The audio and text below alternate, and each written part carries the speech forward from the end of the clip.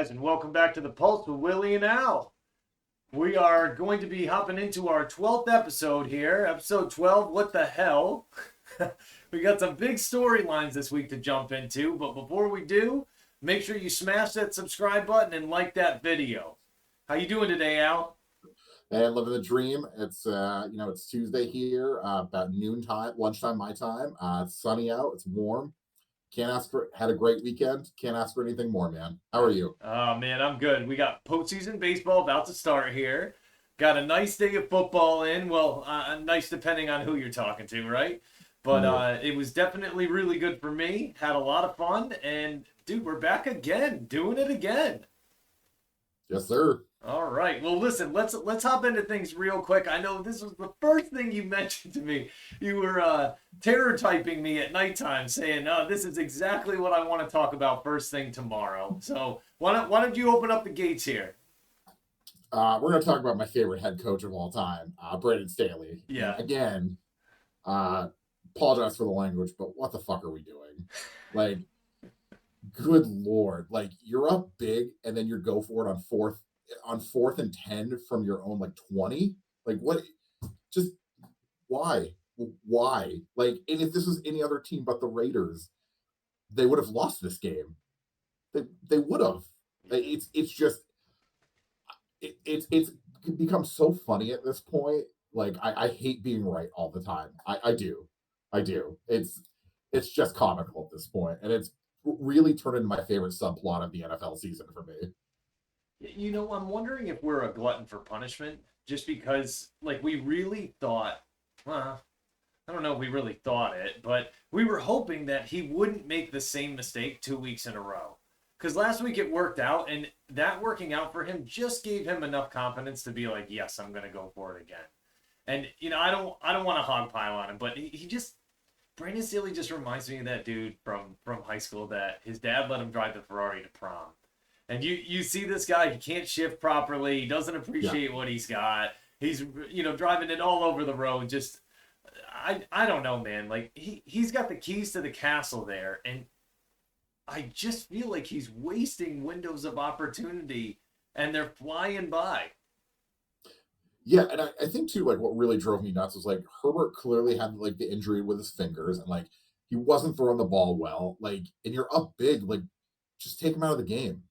Like, why are you risking him getting hurt? Now, granted, to end the game, he had a big money throw to ice the game, but, like, still, what are we doing? What are we doing? Like, they almost wasted a 6-sack day from Khalil Mack. Yeah. Like, good Lord. So I don't know if you remember this, but so I want to say I'm surprised about Khalil Mack doing this, but he had something similar. It was either 5 or 6 sacks in a game against Denver years ago when Manning was there, and that was I don't know if Manning was injured or I don't know. There could have been something like that, but anyways, Manning was playing, or maybe it was right after he had left. But yeah, he's an absolute monster, a very big talent, and if you leave that guy alone, look out. I mean, it just I don't know. For me, it's the analytics piece because that's what everyone's talking about is analytics this, analytics that. But the analytics don't take into account how you're playing in the game. They have nothing in terms of feeling. They're just strict numbers. So I'm tired of hearing people say like, oh, it's the analytics supported him to do it. Well, analytics support me to not walk out in the middle of the road. But if there's no cars coming, that's, you need to assess the situation as to what exactly you're going into. And with him, I just feel like he doesn't. Walks out into traffic nonstop. So just a frustrating thing to be able to watch. Yeah, I agree. I think that, and I've been the first to say that, I support the analytics. I love the numbers behind it, but, like, at some point there's common sense that's got to be mixed in there as well. And some decisions have to be dictated by that. Like, again, I'm not a head coach. I don't pretend to be. I don't think I could do that job at all. As much as we dunk on Staley every week, like, I know I couldn't do that job. But, like, man, just punt it, man. Like, you're up big. Like, it's respectfully, the Raiders weren't moving the ball. Like, Yeah, why are you going to give them such a short field? that's the other piece of it that I see that I don't understand that. I, there's just no need to be able to have to feel like you have to make that decision right there. Yeah, Well, yeah, speaking of another, well, a team that's kind of been turmoil, but I think we are able to identify at least part of the reason. Now, granted, there's many aspects that move a team, that make a team successful or make them unsuccessful. But in Pittsburgh, it seems like the talk of the town is Matt Canada, and it's I know he's getting a lot of the blame. And listen, I'm from the coaching tree that hey, listen, you can coach only so much. The players need to go out and play. You can't play the game for them. But yeah. when you're seeing the way he's the way he's putting together plays, it looks like they're not an NFL team. At least to me, when I'm seeing some of these plays drawn up, it doesn't look like an NFL offense to me. And so you're seeing Najee Harris get hit behind the line. I mean, I'm not saying he's an incredible running back, but I think he's better than the numbers show. And when you see that, it's just I don't know. It's very frustrating. Pickett gets hurt. I know we had talked about that. Just that was just ugly watching that. Yeah, we talked about it a little bit before we started recording, but watching that game on Sunday. Disclaimer: I just watch Red Zone, and that is it's the most stimulating thing. You just watch a million games at once, and it checks every single box in my brain. Mm-hmm. That being said, it was 4th and 1, and they had to go for it. I get that they're down. They're down a couple scores, kind of late. They have to go for it. But like 4th and 1, just give the ball to Najee Harris and run it. Like I know the line's not great, but like Najee Harris can get you a yard just just based on pure talent alone. And Right. they line up in shotgun, and I'm already like, oh, this is a weird play for 4th and 1. And then the protection breaks down almost immediately. And then Pickett gets like hit and he takes the sack, but like takes it like gets hit in a way where like he can't really get up. He can't put like weight on that leg. It's not good. It's that's and then once you know Mitch Trubisky's coming in, you're like, well, this game is over. And it was. Yeah, and it's just an unfortunate thing. You know, Tomlin's very loyal, and him firing Canada midseason would be the most unlike Tomlin thing to do. So I just don't know. Like it for me, it just doesn't seem like he's the guy there. But I'm not sure Kenny Pickett is either. They've got a lot of things that they need to figure out, and that's kind of what Tomlin was alluding to in his press conference was we got a lot of stuff we need to figure out. Yeah, I agree. This team, Tomlin's never had a losing record, and I think that really kind of ends this year because what they don't really have anything going for them. Like Pickett, we thought was going to like turn this corner, and then like he just hasn't been the guy, and the play calling hasn't been good. I understand their line isn't really great, but it's bad right now, and they're playing in a division that's a pretty good division, and if they don't turn it around quickly, this season's going to be over before they know it. Yeah, I could see that happening. You know, a risk they're going to take, and we're going to find out. I think within the next few weeks here exactly how that's going to turn out for them. But you know, moving on here, let's talk about a team that really seems to have turned things around, or at least turned a corner. You know, and we talk about Pittsburgh, right? But this is the team that just crushed them this past week, the Houston Texans, and I'm really liking what I'm seeing from them. You know, I'm a firm believer in that when you do hire a new head coach, you've got to come in and you got to change the culture. And it seems like that's exactly what D'Amico Ryans has done. He played there for the Texans. He was a fierce linebacker for them, man. It was Yeah. brutal watching him in the same division as the Colts, just because you knew how good he was. Even though if the Texans weren't that good, he still was very good, and could definitely wreck a game very quickly, you know, for your team. So, you know, he went to San Francisco. Now he's back. But how much credit do you think he deserves for this turnaround? I think he deserves a lot of it because that culture in Houston was bad. What was it? The last 2 years they fired two head coaches, and like the Lovey Smith thing was just inexcusable. Like that guy knew how to coach a team and wasn't given a chance to. And I think with D'Amico Ryans, like you said, he was a really good player, and he was always the player that was in the right place at the right time. making the smart heads up play. Hmm. He was never caught out of position. He was never like, and unfortunately, like injuries kind of derailed him a little short. But yeah, I think he deserves a lot of credit for that because I like probably pretty much everybody else just thought Houston was going to be really bad again this year. And there's a world where I think they're still going to be bad, but not as bad as people think. No, and I Like think they're at least yeah. you have to at least take them seriously if you're going to Teams play them. teams are falling victim to that. Underestimating them in terms of what they can do. And CJ Stroud has proven now. He's here, he's coming.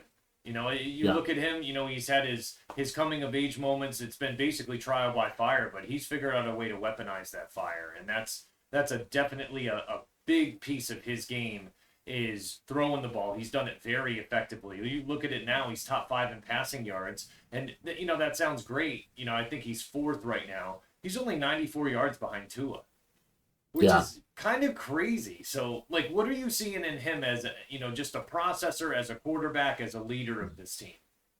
He's very much doing the thing which I feel like a lot of rookie quarterbacks won't do this because they think they have to like they're pressured to like make the big play, but he a lot of times just takes what the defense gives him. Mhm. Which, to be honest with you, like that's sometimes that's all you can do. And he's doing just that.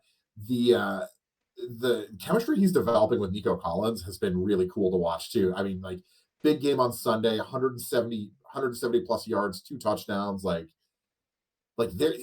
he's found somebody that's gelling, and he's also too. Houston's kind of able to run the ball a little bit, which has really been kind of helping him, which has kind of been nice. They're starting to do that more. And I mean, just looking real quick at his first 4 games, we went from taking 5 and 6 sacks in the first week to 0 sacks in the last 2. So I think he's a guy that is figuring it out. So Yeah, really impressive. He hasn't turned the ball over at all. And yeah, I look at it. They're 2-2. It seems like they're very different in these last 2 games, the way they're playing. Damian Pierce is starting to come into his own. You were right there. Nico Collins has looked good with him, but also Tank Dell. And I mean, he's getting Robert Woods involved as well. yeah. They're playmakers there for him. Yeah, Dalton Schultz is, he's reliable as a tight end. Like, you could do a lot worse than him, and he's as solid as you can get. And yeah, it's interesting to see this come together because they play in a division that right now kind of feels up in the air. Like nobody's a team in in the NFC AFC South. Sorry, nobody's really that good. Yeah, Like, we and thought it's Jacksonville week by was week. right. We thought, but Yeah. boy, like Tennessee is kind of they are what they are. The Colts, I think they're a year away. They play teams tough, which like that Rams game Sunday, they came back from what 23-8 down, like Hmm. or 23-0 down. Like that's something. Well, And I think Houston's the same way. Like I think this division's gonna be kind of a bit of a bloodbath this year where everybody beats each other up. But yeah, teams I think are gonna have to start taking Houston a little more seriously. yeah, it's CJ Stroud. Just 2 things real quick. CJ Stroud seems like a guy that's just not going away either. Like he will claw his way back. It doesn't matter if they're losing the game; they're going to keep fighting. The other piece I was going to mention, Damian Pierce. This guy's getting hit 1 yard into the backfield, and if he's getting positive yards on any carry, it's a miracle. Laramie Yeah, Tunzel, their starting tackle, they paid big money for him. He's coming back. I think this week versus the Falcons, he's going to be a big help, not only for Stroud but for Pierce as well. And yeah, just looking real quick here, their next 6 games. So they play Atlanta this week, but New Orleans, Carolina, Tampa Bay. So they knock out the NFC South there. Cincinnati, Arizona. I mean, I could see them going 5-1 in these games. It's not unrealistic for that to happen. Even 4-2. yeah. Oh, absolutely. Those are all super winnable games. Like, say what you want about Tampa, like, and they're like decent, but like they're not beating any good. Tampa, I think for me, and I need another week to kind of to prove this theory, but like Tampa's the team this year that is the good bad team. Mm-hmm. They're gonna beat up on all the shit teams, and then like they're gonna lose against good teams or get blown out. Yeah, and They we're played Philly last week and they yeah, got yeah, smashed. we're seeing that, So right? But Baker gives them a fighting chance, which is very interesting there. So, yeah, but um, yeah, no, they could very well go 4-2, 4-2, 5-1, 6. like 6-0 is not out of the realm of possibility for them. It's not.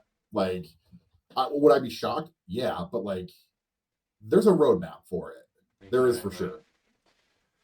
Well, listen, let's move on to another very interesting story from this weekend, and I feel like he's kind of been flying under the radar, which is scary. But Josh Allen, it was a put up or shut up, and he made he definitely put up this weekend. He made Miami shut up for the way he played, and you just look at it right now. There's no quarterback better in the league the last 3 games. This guy's a MVP front runner.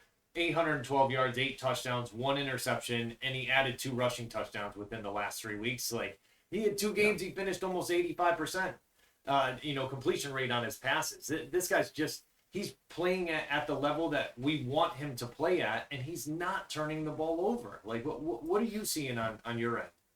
Well, I think my favorite stat from that game on Sunday was that he had 4 incompletions total and had 4 touchdown passes. Like, come on, man! Like, Yeah. you can't beat that. Like, he was just surgical. Like, he just made any throw that he wanted to make, and it was just that him and Diggs.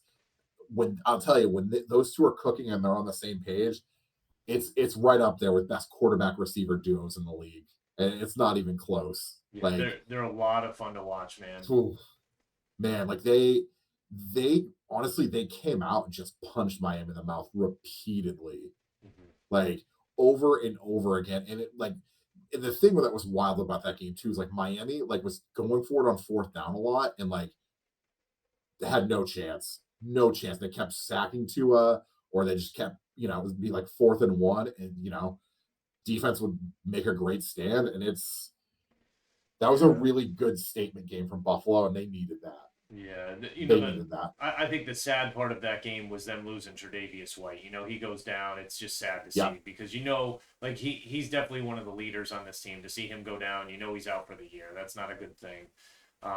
But they did have a lot, like you said, a lot that they could pull off of from this game. They're the best in the league when it comes to play action. He reminds me a lot yeah, of being able to sell it the way Manning could because Buffalo doesn't need to run the ball well in order to set up the play action, which is kind of interesting. Like he's a threat just right. on his own. They're just so good at being able to do it. They sell it every single time. And we talked about that kind of with like Aaron Rodgers. You saw him leaving. I Yeah, there apologize for you that. Drag go. racing behind Look at outside of me. that. Yeah. Yeah, So yeah, like we talked a little bit about it with Aaron Rodgers and Jordan Love, right? When Aaron Rodgers leaves Green Bay, Jordan Love's kind of struggling selling the run on the play action and stuff. And it's such a crucial part of that play in order to get the defense to bite on that. Because if they're not afraid of you running the ball, most of the time it's not going to work. But in Buffalo, man, they work this to a T. And I just think what Ken Dorsey is doing with Diggs right now, he's scheming him open in so many different ways. And yeah, they just have so many weapons on offense. You look at Gabe Davis can catch a ball in the first half and not catch one the rest of the game. Similar to what he did against Washington, and it doesn't matter, right? Like it's yeah, they just have so many people that they can go through for this. So yeah. I think we need to talk about the other side of this as well, because this was a game where Miami was supposed to show us what if they were the real deal, and they man, it just looked like kind of old Tua, who like just didn't have enough time, and they couldn't really do anything. Like Tyreek Hill and Waddle both combined, they had under 100 yards. Uh, yeah, I'm sorry, 104. Sorry, a shade over 100. But like you expect that from one of them, not two of them combined. Like in Tua, just you could tell just didn't have any time. Didn't have any time in the pocket. Just looked like he was just running for his life. yeah. I mean, Mostert had the 2 fumbles too. They were just playing kind of uncharacteristic. They got punched in the mouth, man. Like that's it's a tough thing because you look at this division, New England and the Jets. It looks like are out of it for now. Sitting at 1-3, Yeah, but you've got both Miami and Buffalo now at 3-1 in this division. Miami's obviously losing the tiebreaker to Buffalo on that, but this was a big test for them. And one thing I will mention about that too is Miami has to be more scared about the next time they play Buffalo because Von Miller was not there, and yep, That's going to be a very scary matchup against that Miami offensive line. Teron Armstead, I think he had a knee issue in the game. I'm not sure if I saw him come out. I think he might have, but I'm not sure how he's doing. So we're going to have to monitor him kind of going forward because Yeah. he's the leader of that offensive line. It's they're going to depend on that a lot, and I don't know. And this is me just saying this. Like we had talked about it before that this is a team that can go match them with firepower. I don't know if Miami has the defense to keep up with Buffalo. I don't know if they can Yeah. get that stop. Like they almost it seems like what they need is Josh Allen just to have a bad game. Yeah, honestly, they could have played perfect defense against Josh Allen, and the way he was playing, it wasn't going to matter. It just Yeah. wasn't. You know, Miami did. I'm not going to write them off completely yet, just because they did. They were able to run the ball shockingly well, like Mm-hmm. 19 for 142. Like that's 7.5 yards a carry. Like Yeah. they got down big early, and like then they kind of had to abandon that. They but you can run the ball on Buffalo. They just couldn't stick to it long enough because defensively they were just getting betrayed on defense. Yeah. And that's Uh, a so I, that's a tough thing. I I think there is a world in this rematch. Like I'm not writing out Miami yet. I think Okay. they did some cool things offensively. They just didn't have enough firepower on defense to it stop them. it's tough to write off guys like Tua because they have a habit of proving us wrong. And Mike Yeah. McDaniels is also very smart. He's not going to go back in and do the exact same thing again. You're never going to get that from him. So who knows? We'll have to check it out next time they play and kind of see how that goes from there. Um, Yeah. yeah, just it was an awesome game to watch in my opinion, just because I thought it had the most fireworks. Seeing Diggs play the way he did, it was kind of a brilliant matchup Yeah. between them. You know what was cool too with the Bills is like Josh Allen was just doing whatever he wanted. Like that guy was just throwing some dimes out there that you were like, you could you the corner could have been playing him perfectly, and like he was making throws that like only one guy was getting it. It was always going to be his receiver, and that's tough to stop, man. It That's tough to stop. definitely is. Well, Yeah, moving forward here, obviously we got the Thursday night game coming up. You want to talk about that? yeah. So look, I know we're obligated to talk about the Thursday night game. It's the Bears. It's the Commanders. Don't watch a second of this game. Don't do that to yourself. America, the world, planet Earth, the universe, you're better than that. Don't watch it. I probably won't even watch it. Actually, who am I kidding? I probably will because I live alone and what else am I going to do on a Thursday night? But I will watch this game for everyone else so everybody else doesn't have to. Perfect. That's a So great sacrifice you're making. that's my contribution to this life. Absolutely. Well, let's at Yeah. least mention about the Bears because kind of seeing what happened with them this past weekend. They're battle of the basement, right, with Denver, and they're up, they're winning. I think they were surprising America, the world, the universe with the way they were playing, right? And Justin Fields popping off, looking very, very sharp in the pocket Yeah, until the second half. yeah, he had 4 touchdown passes in the first half, and I remember texting you and be like, I don't know what universe we're in right now where this is happening. Like red zone just like kept cutting to him, throwing touchdown passes, and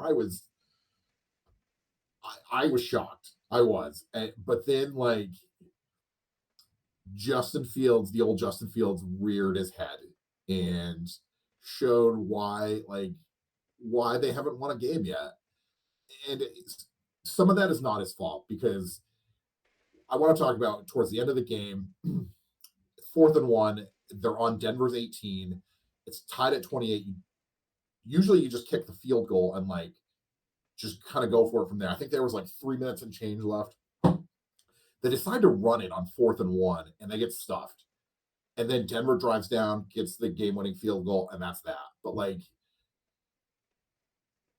Just I just don't know like what else the Bears can do. Like Justin Fields played a perfect half, and you look at those stats and like they're 28 for 35, 335, 4 touchdowns, only the one pick, and it was the one at the end of the game.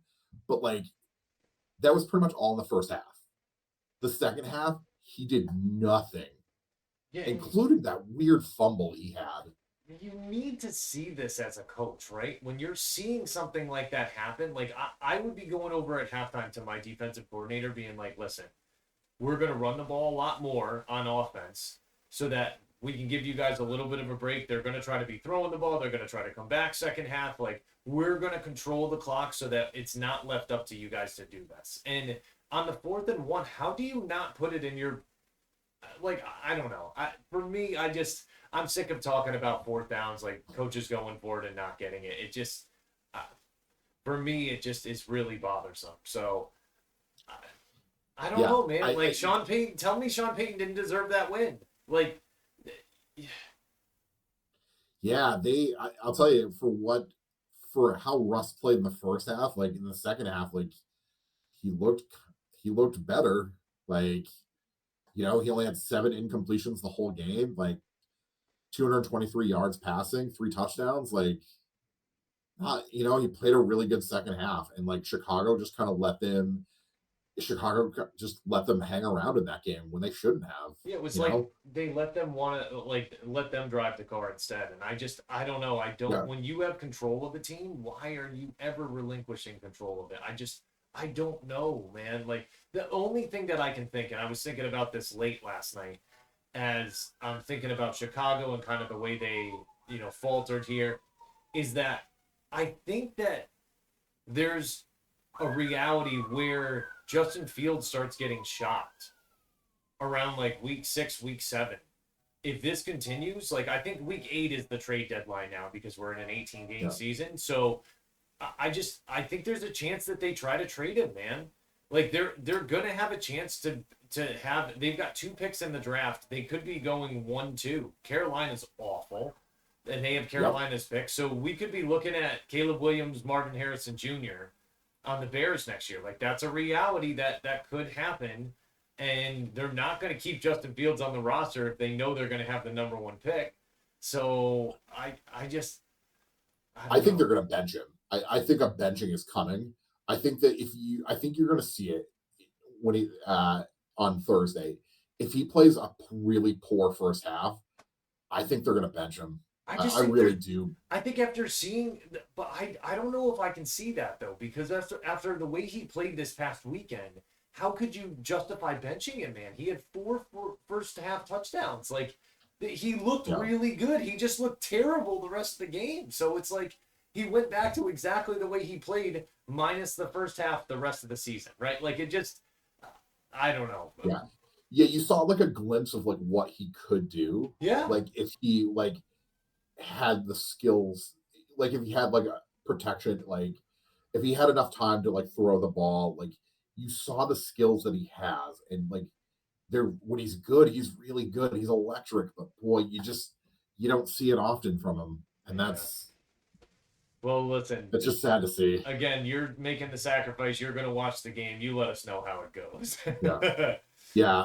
If you don't ever hear from me again, it's because I died of boredom. Yeah, So we'll definitely. I'll send a postcard. So, please do. Yeah. all right. So something that is very exciting that we want to talk about is some of the Major League Baseball matchups because postseason is starting here. So first one that Oh, I was looking at here, we got Rangers at the Rays. This is kind of an interesting series. Rangers lead the regular season series 4-2. But the Rangers dropped 3 out of 4 games to Seattle right at the end of the season, and they saw Houston earn that first round bye. So the Rays are kind of running a little bit hotter coming in, winning 4 or 5. What do you think for this game? yeah. I really think that's so much of the playoffs in any sport, but especially baseball. Like you just got to get hot at the right time. You saw it last year with the Phillies. They caught fire at the right time, and then they just blew through the postseason to the World Series. I really think Texas is just kind of in this weird like they did really well for what they had, but I don't see them getting out of this first round. I think Tampa's going to win 2 out of 3 to win this series. I think they're winning the series 2-1. Man, I Yeah, actually have the Rangers winning. I just think their offense is too good. I feel like it's going to keep their pitching in games. But again, we're going to get a sneak preview here coming up, right? But we'll yeah, find out for sure. So yeah. I'm just hoping for a good series between them. But the other American, Honestly, yeah, go ahead. honestly, what I'm excited for is just and there's going to be a point today.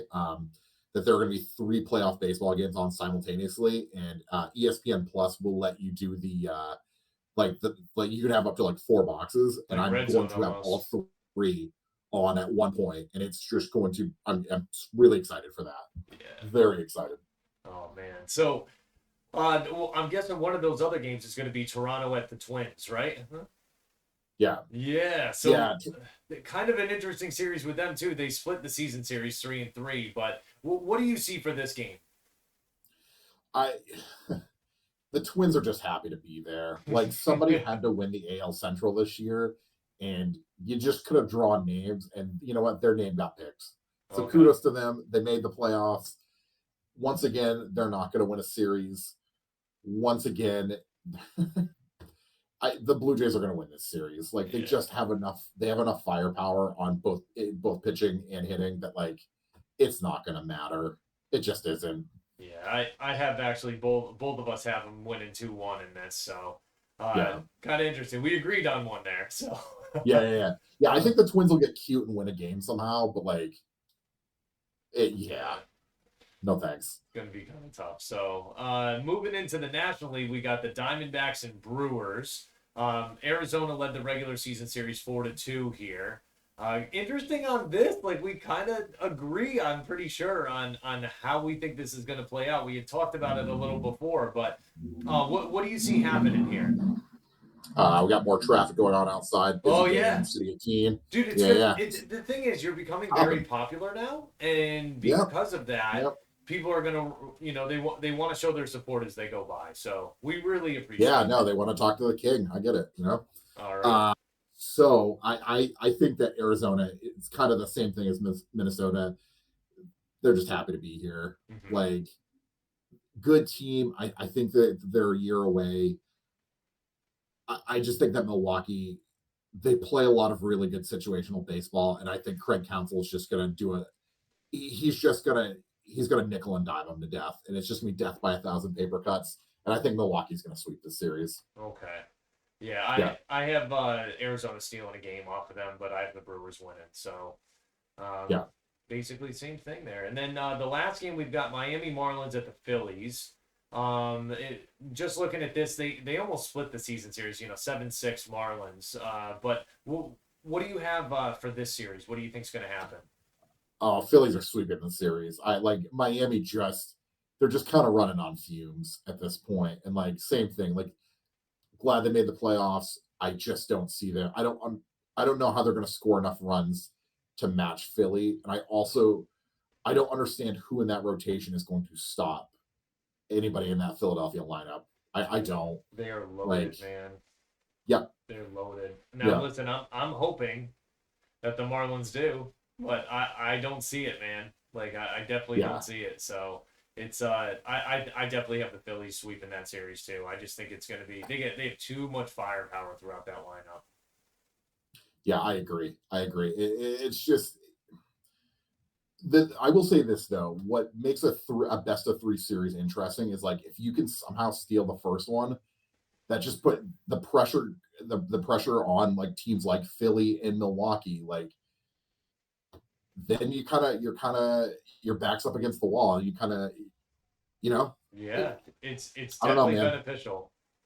Yeah, yeah. Like I always feel that way too. Like best of 5 series, like best of 3 and best of 5. Like sometimes aren't great indicators in a series of who the better team was. But like, yeah, there's just best of 3. Anything can happen, man. And I'm really excited to see what's gonna happen starting this afternoon. Yeah, absolutely, man. Well, So listen, enjoy the games and stuff. I can't be watching them, but I definitely will catch the yeah, highlights tomorrow on them. yeah. Moving on here, fantasy football. Just full disclosure, Al. I got to tell you. So, like, we were talking about Red Zone before, right? And you were saying, "Oh, Mhm. I love being able to watch all the games and stuff." I I almost was like, "Oh yeah, Red Zone with Chris Hansen, right?" But so it's So Scott close, Hansen. so close. Yeah, so close. I know John Gerard would be so happy about that. So give him a little shout out for that. But yeah, it's Scott Hansen. So, but anyhow, moving on to fantasy football. Obviously, I watch Red Zone too. It's just the best way to be able to watch it here in Turkey. So it's very very very helpful for me. And I can watch a lot of games at once, which makes it really nice to be able to see the 1 o'clock games. But this week in fantasy, I was very lucky, man. I won in all 3 leagues, so I was very, very happy. I beat in one of my Oof. leagues, I was 0-3, and I beat the top team in the league.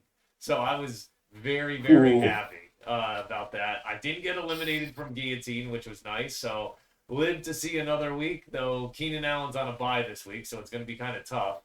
But Ooh. yeah, definitely going to keep cruising through. And then the other league I'm in for ESPN, I'm the number 1 team in the league. So it's one I'm the bottom, one I'm the top, and the other one I haven't been eliminated. So Hey. it feels good, man. It definitely does. It's a great feeling. I covered all the bases there. So Yeah. You get to live in the penthouse, the outhouse, and then like you get to live middle class. yeah, Good on you, man. yeah, Good on you. absolutely. So Yeah. all right. So moving on to fantasy baseball. How you got to tell us how did it end up? Well, it's official. That is two, three, four, five, six, seven, eight, 9 in a row. 9 Hence the crown. championships. Shout out to Burger King this morning for giving me this. But yeah, nine in a row. It was a pretty. It was close early on, but I got a lot of good hitting from Matt Olson, Freddie Freeman, Mookie Betts, Jordan Alvarez, and ended up winning by 352 points. So Wow. yeah, yeah, Absolute wow. Well, any yeah. speech? Do we get a speech? No, it's every year. I know my friends will give me shit about this. Every year, I'm like, I think I'm done with fantasy baseball because it's just like it gets like kind of tiring, and I know that I obsess about it, and I know that like that's on me. Uh, but every year at the end of the season, I'm like, God, I don't think I'm going to do it again next year. And then January rolls around, and I read the new baseball prospectus front to back, and I'm like, well, I'm in for another year, and You, next year I want to really go for the 10, decade of dominance. So yeah. here's hoping. Well, listen, we wish you the Yeah, best of luck. Congratulations on another championship. You deserve to thank win the you. crown. So, really, really awesome. And listen, any of our listeners, if you need any fantasy baseball advice, feel free to reach out because this guy's an absolute legend and a guru when it comes to that. The king. So, all right. Well, let's wrap things up here. Just again, thank you everyone for the support. We really appreciate it. All the comments, the feedback, all of that. It really means a lot. We're going to be back on Friday, bringing you the best NFL and MLB content to start your weekend. If you like it, if you love it, drop a comment. Like I mentioned, smash that Yeah. subscribe button. Make sure you like the video. If you do have questions, you can email us at thepulsewa@gmail.com. And you can find me on Twitter or X at Willie Creamin FF. But Al, Yeah. I absolutely love you, buddy, and I really appreciate it. Another great one we got in the works here. Yeah, I love you too, buddy. It was a great episode. Also, friendly reminder: don't watch the Thursday night game. You're better than that, everyone. But if you do, let us know because we know that you're just a degenerate that just loves football too much that you had to watch this game. So, Yeah, absolutely. Hey, listen, man, I appreciate it. Thanks again. Love you, bro. You have a great day. love you, buddy.